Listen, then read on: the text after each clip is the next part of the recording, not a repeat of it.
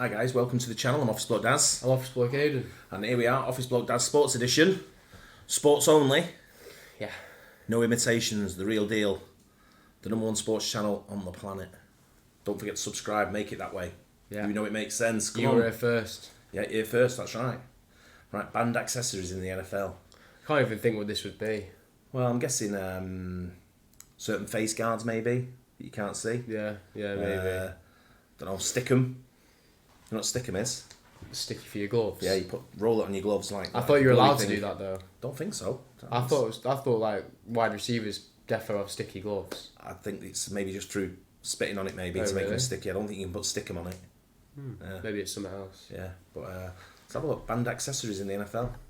The NFL has an ultra-strict uniform policy that features an almost dictatorship-like ban on accessories. And even though cleats allow players to express themselves like in so many other sports, the NFL just doesn't see it that way. Unfortunately for DeAndre Hopkins, he had to find out the hard way. In 2015, Kanye West took the sneaker world by storm with the release of his Adidas Yeezy Boost 350s. After a year of the shoes being all any sneakerhead could talk about, D-Hop decided it was time to get creative with them and really make some headlines. He loved his Yeezys so much that Adidas made him an exclusive pair of football cleats designed to look just like the shoes. And while fans couldn't get enough of the special edition cleats, the league wasn't having it. Their policy is that all cleats must fall within certain color and design criteria related to the team's jersey colors, or just be black or white. And with this, the league isn't just asking the players to try to follow the rule, they are forcing them to. Because Hopkins' cleats didn't have a solid base color, he was fined $6,000. D-Hop joked that he wouldn't wear them again unless Kanye wanted to pay the fine. But at least Hopkins was only fined $6K. That's pocket change to an NFL player. Because what the NFL did to Odell Beckham Jr. in 2019 was straight up embarrassing. According to OBJ, Nike in June of that year had planned out his cleat designs for the entire season. At that time, the Browns were supposed to wear white jerseys for their Week 9 game against the Broncos. But instead, Cleveland wound up wearing their all-brown color rush uniforms. Nike and OBJ still stuck.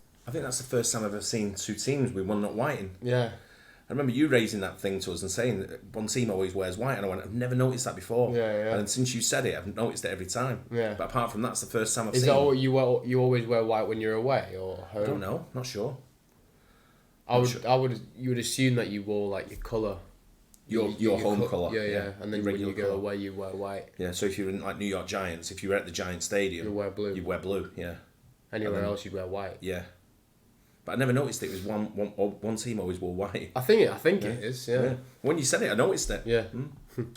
Stuck to their original plan, and he came out for the game in custom white Joker-themed cleats. Like just when it's in the Super Bowl, it was the Chiefs were in red and the Eagles were in this green top, weren't they?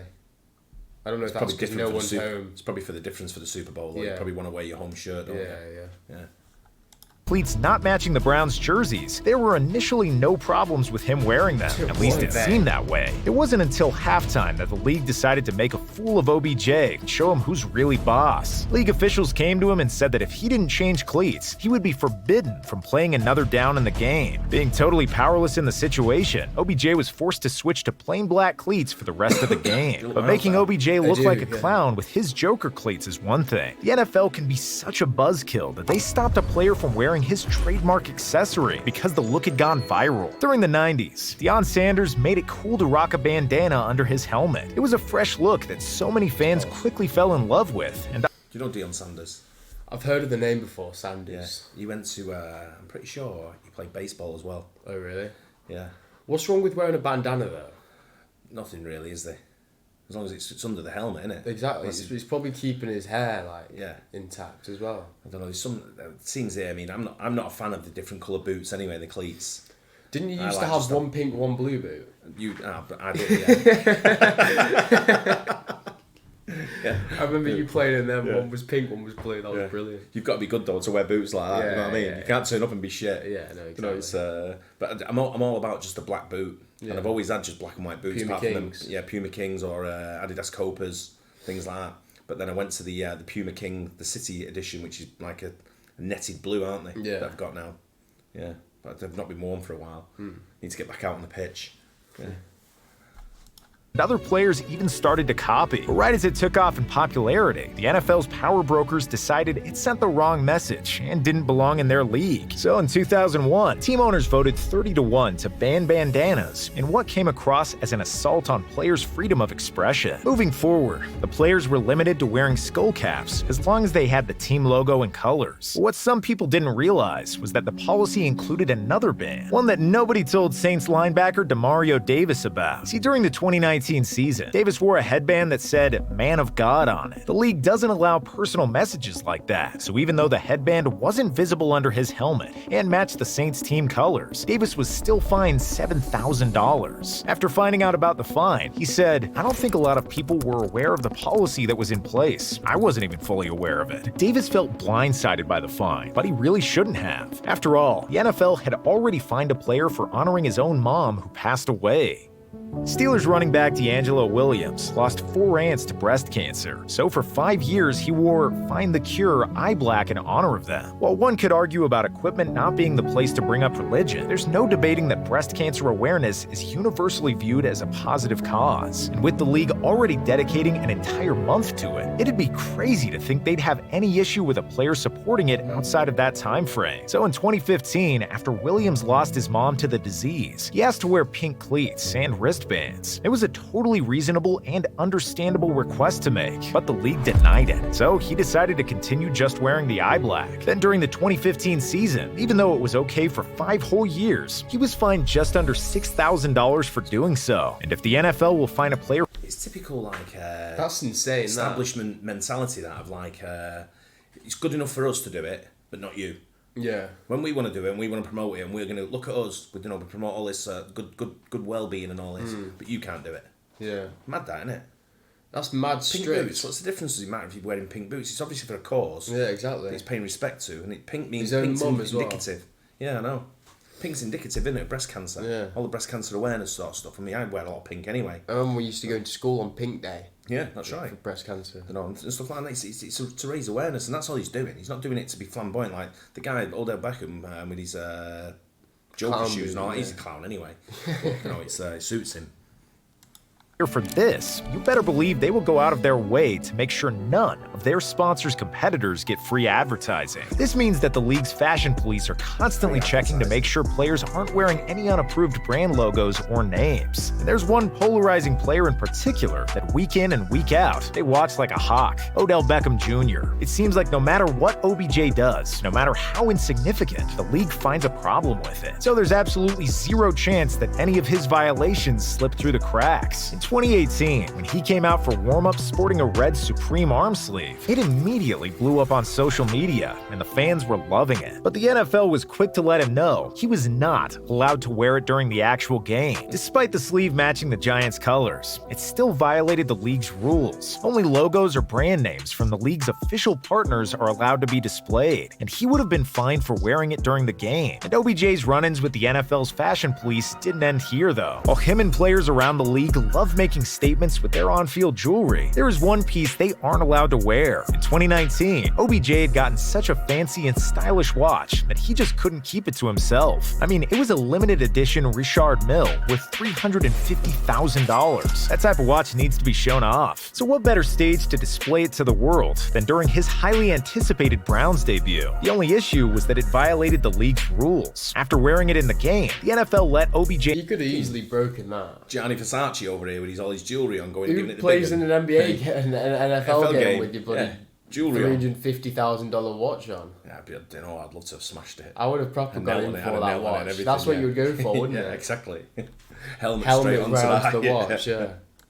know that he wasn't allowed to wear a watch during another game and would be punished if he did. OBJ said if anybody else would have worn the watch, if it was a $20 watch, it wouldn't have been a problem. But the league does have a policy in place that bans players from bringing any hard objects onto the field. So this wasn't just a special rule meant to target or single out the polarizing wide receiver. In fact, fact, OBJ wasn't the only big-name player that season to hear from the league about wearing a watch. A month later, Ben Roethlisberger was fined $5,000 for wearing an Apple Watch on the sideline. Roethlisberger wasn't even in uniform for the game since he was on the IR. But because he wasn't playing, simply wearing a watch wasn't the issue. See, the league doesn't care if injured players, coaches, or other staffers on the sideline know what time of day it is. But what the league does care about is cheating. And with it being an Apple Watch, it has the ability to send and receive messages, which could lead to a competitive advantage. As a result, the NFL prohibits any technology that can send text messages from being worn or carried on the sideline. But even with the majority of players' equipment needing to be approved and it constantly being checked by spotters, violations can still go unnoticed, sometimes for years. The fact that this can happen shows just how pointless and nitpicky some of these rules are. If it was so important, how would a player break the rules for over 2 full seasons without a single person realizing? Let's ask Cam Newton. From the moment he entered the league, he wore Under Armour visor clips on his helmet. But because the Panthers face mask, the visor clips, and the Under Armour logo were all black, nobody from the league picked up on what he was doing. Newton played a total of 35 games before he was finally fined for the unapproved visor clips. And even that didn't happen until a Forbes article directly mentioned them. Less than a week after it was published, he was fined $10,000. But who knows just how long Newton could have gone without being fined if it wasn't for that article. And while a majority of the league's rules apply to on-field apparel and equipment, the NFL's control stretches way beyond that. If cameras are on and people are watching, the league is going to have a say in what players bring attention to. During the Super Bowl 41 Media Day, Bears linebacker Brian Urlacher showed up sipping on his favorite drink and wearing a matching hat to go with it. But as harmless as drinking vitamin water and wearing a vitamin water hat may sound, that vitamin water was about to be the most expensive drink of Urlacher's life. Even outside of game action, NFL rules prohibit gear that advertises any product that isn't a designated league sponsor. And since Gatorade is the league's official drink, drinking and wearing a vitamin water hat is a huge no-no. So the league fined Urlacher $100,000. Even the NFL spokesperson Brian McCarthy said that was the first time such a fine had been given. He also clarified that $100,000 is the standard fine for such a violation at the Super Bowl. Meanwhile, a violation during the regular season is $10,000 and $50,000 at the Pro Bowl. So it just goes to show that when the lights are at the brightest, the NFL is the strictest. This next banned accessory is one that fans would have no idea was outlawed, with how many players.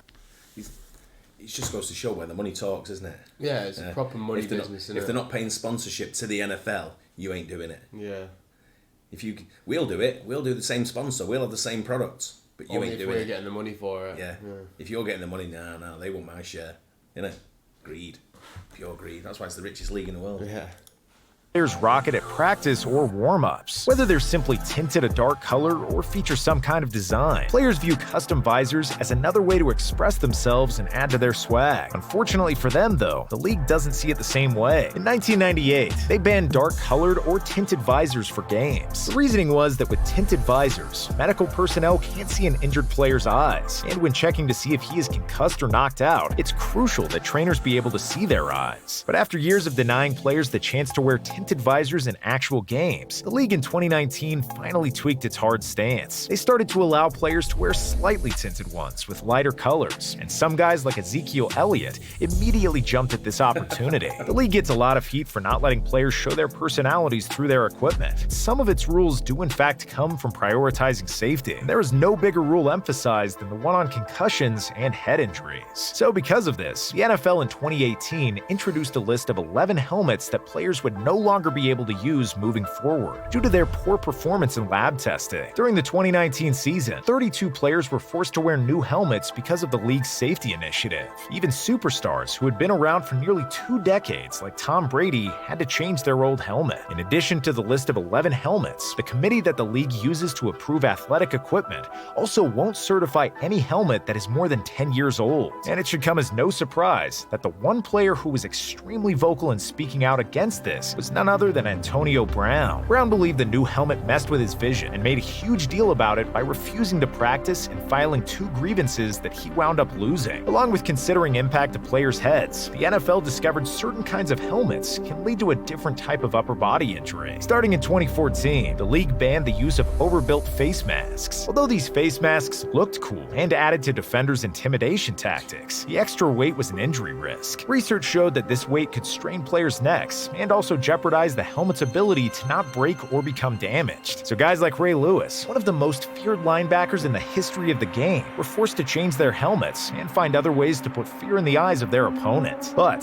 there was one exception to the rule. If a player could prove they needed the face mask for medical reasons, they could keep it. One person who benefited from this was Justin Tuck. He was granted a medical exemption because the different types of bars on his face mask protected his neck, which in the past had been an issue for him. Interesting, that on the face mask one. That is interesting, isn't it? I don't think I've ever seen them grills. No, I've not either. It's the first time I've seen it. them. Must be harder to see out of that, though. Yeah. Like even with the tints on it, it's going to be hard to see, isn't it? Surely you want a little if you like looking down a little bit, like at the ball, like down there, and you just all you can see is just like grill, can't you? With your helmet. Yeah. Interesting, that one. Quite enjoyed that. Hope you guys enjoyed it as well. Don't forget to subscribe. Yeah. And we'll catch you on the next one. Cheers.